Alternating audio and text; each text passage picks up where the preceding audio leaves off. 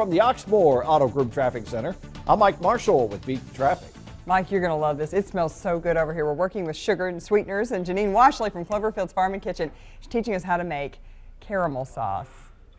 And this is made with 2 ingredients? Yes, granulated sugar and sour cream. This is just granulated sugar in the pan? Yes, and it just melts down. And you have to watch it. I made some yesterday just to help remind myself how to make it, and walked away from it for just a couple of minutes and scorched the pan. It. Okay. Totally scorched it. Stir constantly? Yes. Low heat? Medium heat? Medium high heat. Okay. And you can actually move your sugar around until it's all evenly colored. And I think this is a good color. Sometimes I'll get it a little bit darker if I'm serving it with chocolate or something like that. More rich but flavor. with spring strawberries and angel food cake and pound cake and that sort of thing, this golden color is really good.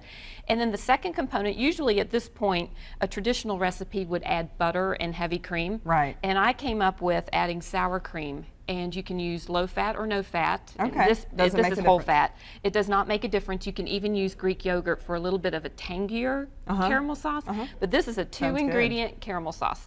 And then you just stir this in. It'll harden back up again, and then it'll remelt. And you can add as much sour cream as you like, or as little as you like. I'll tell you this, Janine has made this for us before, and I've tried it, and it is delicious with apples, with ice cream. With anything. Oh, it really is. I love caramel. Oh, it's a great topping. And yeah, you're right. It gets thick and sticky, and I would have thought that was a mistake, but it's going to soften back up again. It'll soften back up again, and it'll melt down again.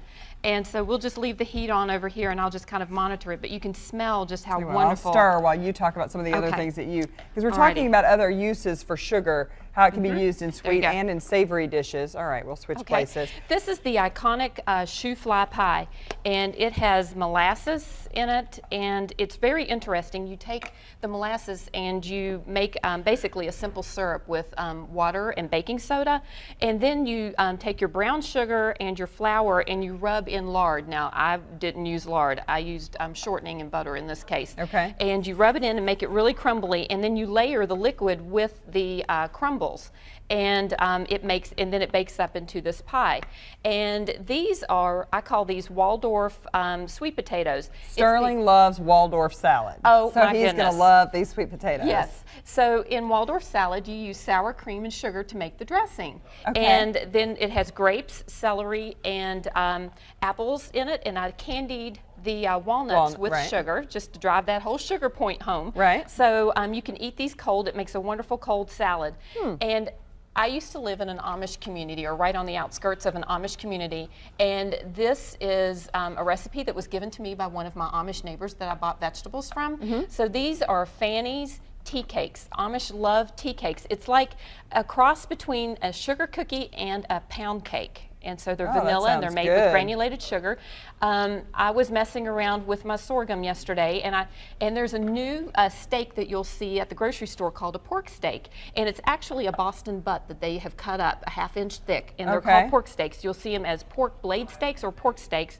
And so I put these out on the grill after I glazed them with smoked paprika and sorghum, onion powder, and garlic. And that's what you come up with. Yum. And then that's a honey roasted vegetable soup, basically drizzled honey over eggplant, tomatoes, zucchini, onions, and garlic. Cooked it down. But I also discovered that the vegetables are really pretty together, and they make a great side dish. So we've buried some of the vegetables underneath the pork chops. That's a brown sugar pie. This is honey mustard glazed bacon, and then this is an orange honey fennel bread that I made yesterday.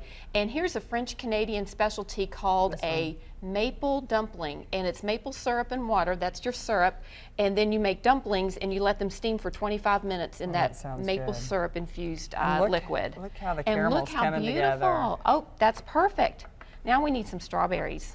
Yeah, well, we could just, actually, if you'll let it cool, I'll just drink it straight out of the pan. I love caramel, brown sugar, all that stuff. That sounds wonderful. And so the hard just kind of reincorporates back into that. Yeah, it does. I was worried about it. You told me it would, but I was over here scrubbing, and it finally. The acidity of the sour cream helps break down the hardness. Of course, the heat helps too. So that's what does it. Well, if you would like these recipes, Janine always shares them in a little pamphlet. And what you do is you go to our website, WDRB.com, go to the morning section, look for food and recipes. We'll have a link where you email Janine, and then she emails you a digital pamphlet of recipes, and you can try all this good stuff at home You've got to try the caramel. I've had it before. You've got to try the caramel, if nothing else. So go to our website. You can get in touch with Janine. She'll send you some good ideas for your summer strawberries and some good sweeteners.